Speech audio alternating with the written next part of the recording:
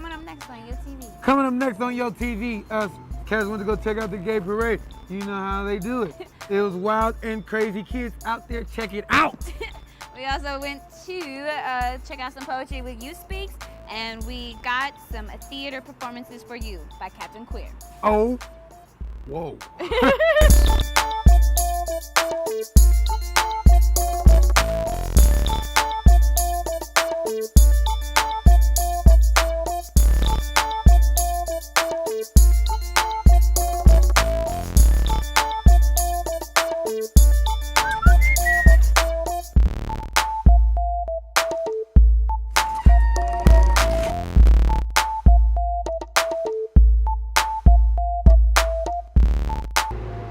Oh boy, this YotV, we're back.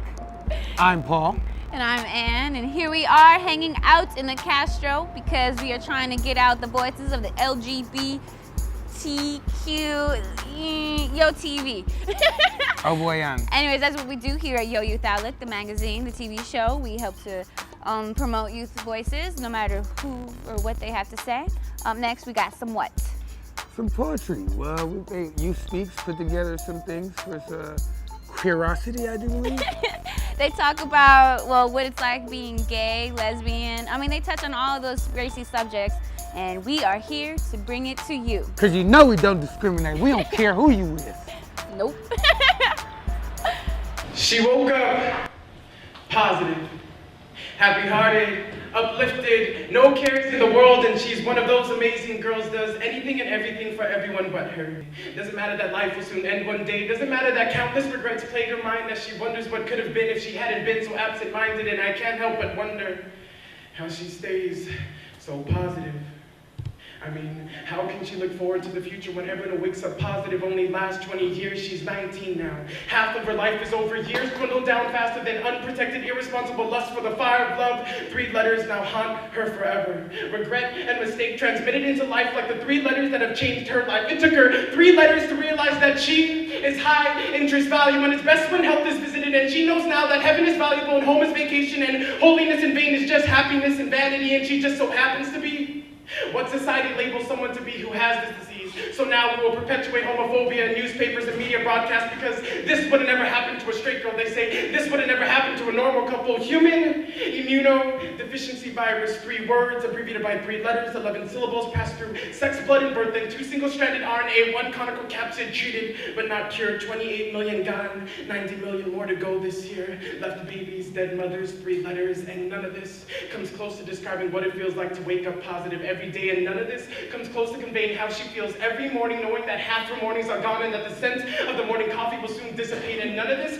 comes close to singing ABC HIV to your little sister, and none of this comes close to teardrops after the phone drops while trying to catch your mother's heart drop, and none of this comes close to reality until it stares you in the face in the form of a frenzy. I used to think positivity was so far away from reality. I used to stare at those 3 letters in the doctor's office thinking that I was safe and that it could never infiltrate my life until she became positive, and then I became positive, and we'll all become positive if we don't protect ourselves, because it happens every 6 seconds, and it's like one more infection with 2 foolish lovers for 3 hours of lust, and for days you wonder 5 times the regret, and in 6 seconds you're positive. One more infected teenager will pass it on not knowing but spreading the disease in 6-second sex intervals. Every 6 seconds we take life for granted until death is only 6 seconds away. So don't just live life to the fullest, be life to the fullest, and breathe life to the fullest, because sometimes you're not always promised life to the fullest. See, she woke up positive, and it's unfortunate and unfair, and it's hopeless to cry, but tears drop from my eyes, and I realize that life is divine. She woke up positive, and I wish I could change and negate the skeletons hiding in her closet and ensure they don't come to take her away in 2 decades, but she woke up positive, and I'll admit it. I was scared to kiss her at first, not because of fear of becoming infected, and not because I'm ignorant, but because my lips don't want to touch skin pigment destined to be 6 feet under, because of 6 seconds, because of 6 seconds, because of 2 adolescents engaging in total negligence that will now serve as life lessons. My lips don't want to be your lessons. They don't want to see you, they don't want to feel you, they don't want to meet you, and since HIV will be the death of you, they know how soon they'll have to leave you. See, she woke up positive, happy-hearted, uplifted, no cares in the world, HIV positive. All right, we're not done with the You Speak segment, because why? Who do we have up next? Golda Supernova. She's a mother and a singer, and her music, she says, is Transportational. Transportational. I don't know how to describe that. So pretty much what you're gonna have to do, YoTV, is check out this next segment. Oh boy. Hey, my name is Golda Sargento. I'm in a band called Golda Supernova. It's called Fall. We've been playing for about 5 years. Truth is, I don't really play guitar. Tonight, all you saw was me, but like I said up there, I don't play guitar. I sing in a band. It just happens to be night every time you close your eyes. This event is a Youth Speaks Presents the 9th Annual Curiosity. Jason Mateo got me involved. A heck of these people are like some of my deep, deep friends from like 10 years ago. Now you have 2 kids. This Yes. is the rumor I heard. Yeah, no, it's Awesome. true. How do you battle rock star status? Like, Well, that's all I do, is I take care of my 2 kids and then I play music. So I'm pretty lucky. I just get to do that. and how would you explain your style? You're kind of funky.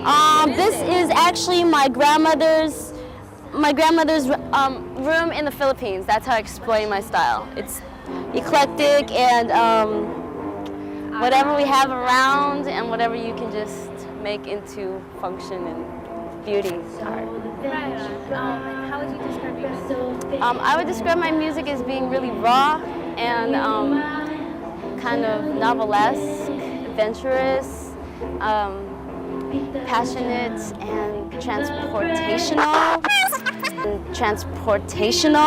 Like, okay, I'll start getting weird now. Like the 5th dimension is in our mind. So if we can all get someplace on the same tune, you know, then we'll all sort of create like a spaceship environment and blast off into some lovelier place than this. We're filming and everybody's staring at us and it's crazy. And nobody knows what's going on until they see us on television and they'll be like, oh, I was cranking on YoTV too with Ann and Paul. Hey, what's happening? We cranking here on YoTV. We on Marketing Van Ness right now. You feel me? There's Conservatory Theater. You feel me? That's where the next thing y'all gonna see took place. Jeff Coleman had a starring role in this play. Check it out. Get off the sidewalk. Why? Nobody wants to buy ice cream from a homo. Leave me alone before I smack you with this fudgesicle. Ow! You're hurting me! Somebody help! I am originally from Fremont, California. I live here in San Francisco, and I play the title role of Captain Queer, otherwise known as Quentin when he's not. Why don't you pick on someone your own sexual orientation? The genre is definitely live comic book. It's as though you're watching a live action comic book, so that's why it's obviously very colorful. We also get a lot of young people who might be into this sort of action hero genre that this play is.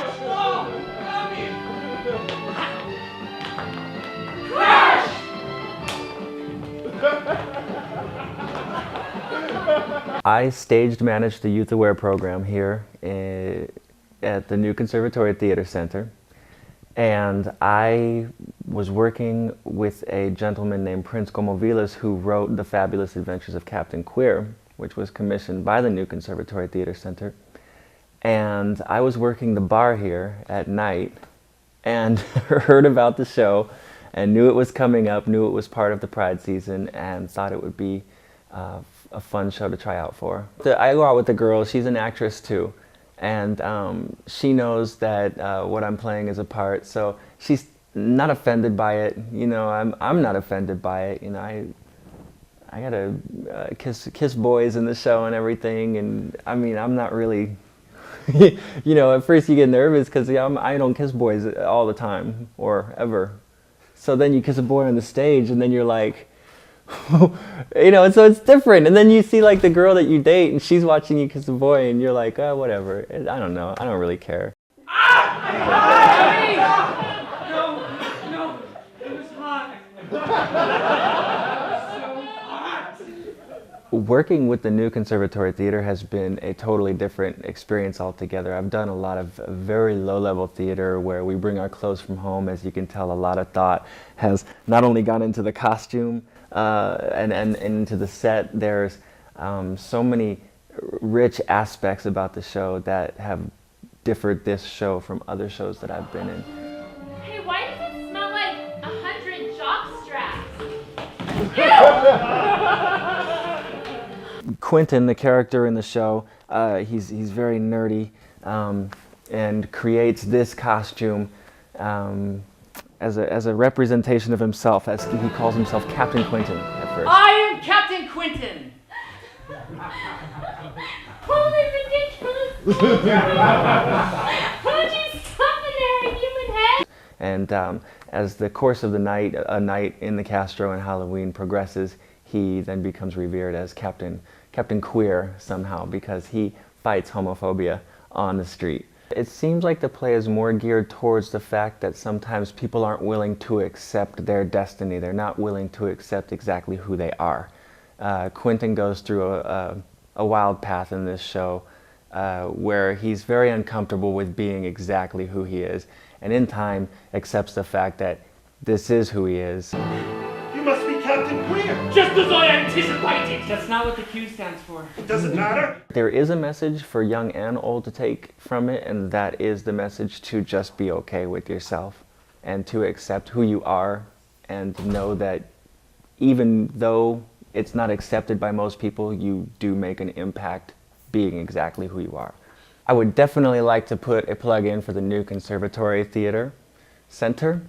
And I would like to say that they have Pride Season 12 coming up. They have amazing shows. Take Me Out, Kiss of the Spider Woman are coming up. And from what I understand, season subscription tickets are moderately priced. And for anyone who likes a great night out at the theater, they should definitely take a look into it. They can visit nctcsf.org. We'll be right back. While we're going, check out the website, youthoutlook.org. It should be at the bottom of your screen right now. What's happening, y'all? We back, YoTV. Right now, we're going to check out Sneezy's Beat Diary. She's going to talk about how it was growing up in her abusive household, you feel me, with her single parent, and why she got into the gang and things like that. Y'all check this out. My name is Sandy. I got my nickname is Sneezy. People been calling me that for years. The last time I heard from my dad it's been years. Like I haven't talked to him in years. The last time I talked to my mom, well, we haven't talked for like over a year, because I told her, I don't want nothing to do with her. But basically, my mom, she was real abusive when I was younger. She used to hit me a lot. Me and my sister mostly. And then my brother used to just like go hide somewhere or something. And then like after a while, I got tired of it and I started fighting back. One time, my mom, she got real mad because I called out her name, and because she was calling out my name. So she was saying, whatever, forget your life and this and that, da-da-da. And basically I'm saying, okay, well, I'm not gonna go to school then or whatever. Next day, I was sleeping and I overslept, and it was like past school. And when she woke up, she found me in bed and she pulled me out the bed and she was like whooping me with a little spatula or whatever. And then she took like a garbage bag and she threw all my clothes in there and get out the house. And I'm like 13 years old, 12 or something, and she kicked me out. I slept in the bench across the street in the park. And then she called police and said that I ran away from home, so I had a warrant out. Police found me, but they didn't arrest me. They just brought me back home. And then when I went home, my family, they looked through my stuff and they found a pack of cigarettes and this and that. And they basically jumped me, my mom, her boyfriend, my sister. When you're young, you don't really know a lot of things going on, but you see it's a lot of violence going on. And it was a lot of fights. Seeing people doing drive-bys. What led me into the gang? Well, basically, me and my family, they was never really there for me when I was younger. So basically, my mom would go out and party a lot, so I'll go out too. And then it was there was this group of people, they understand where I was coming from, and they was always there for me. So they were my own family too. When I was younger, who I would say I looked up to, mostly it was my sister at first. But after a while, me and her, we got into a lot of fights too. But so when I started kicking in with, my gang, it was some older people that I really looked up to. They were family to me. Basically they're just family. And it wasn't really peer pressure, you should join, we'll protect you, this and that. Basically just I was with them every day. And so I just felt like I belonged to them, so I might as well, join with them. I'm thinking about getting another job with my friends at this restaurant over at the pier in Frisco. And I'm also working on getting my car and getting my own place. How's that going? Well, right now I'm still waiting. I'm supposed to be getting a place before December with my girlfriend.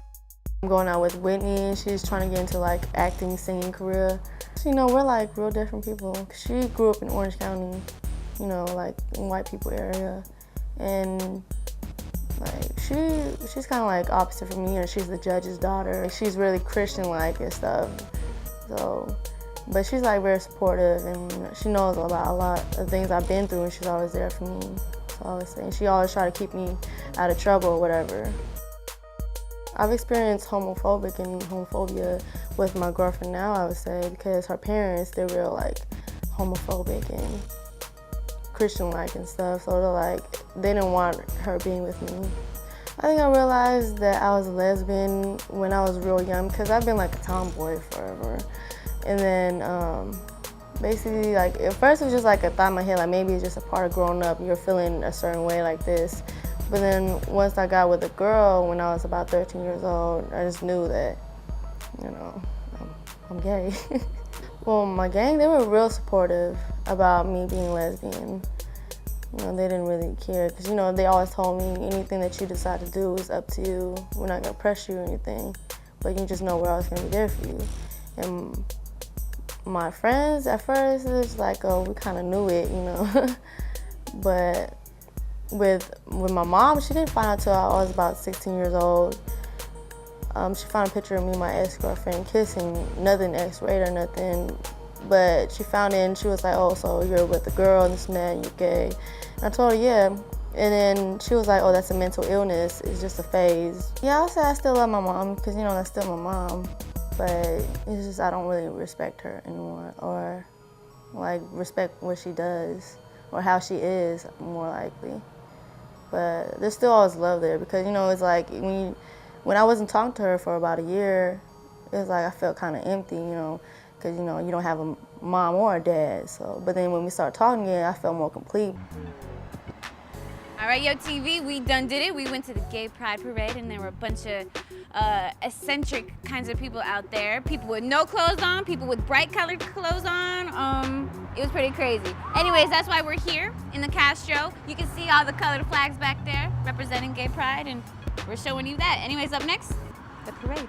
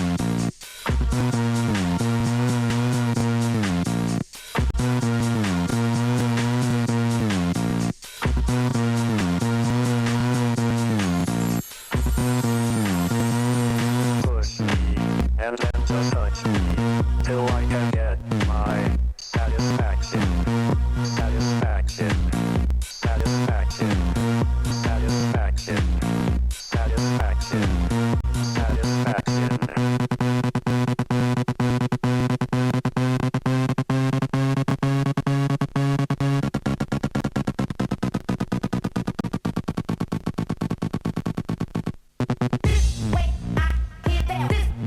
I get down.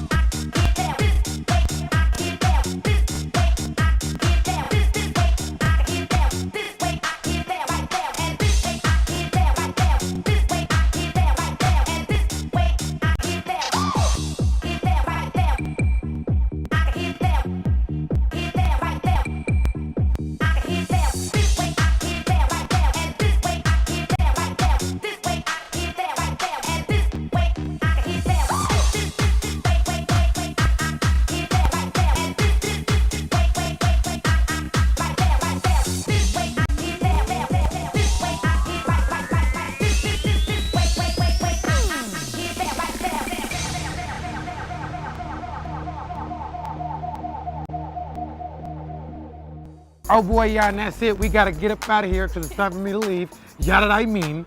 But y'all can always holler at us on the website or at... Go ahead and email us at yotv@youthOutlook.org. The website is youthOutlook.org. Check us out on MySpace. We are friendly. Go ahead and click add to friends. And we'll be back. Yo, same time, yo, same channel, yo, same TV. I'm Ann. Oh my goodness, Ann looks so great today, doesn't she? Oh, I tried. Anyways, here we are today in the Cast Show because this episode focuses on the LGBTQ. I'm so sorry, I can't get all the letters right. LGBTQ. Ah! I was thinking about that. It's hella loud. Yada I mean. Tell me if you smell me. We're back at Yo TV. Oh, Paul, you're so crazy. You're one of my favorite co-hosts. Oh boy. I'm Paul. Ann. Well, no, but okay, yeah. I'm up. I can't. Ah! The cane because I limp, not because I pimp. Coming up next on Yo TV, we got Paul BZ. Hey, Ann, run down Castro Street. Naked.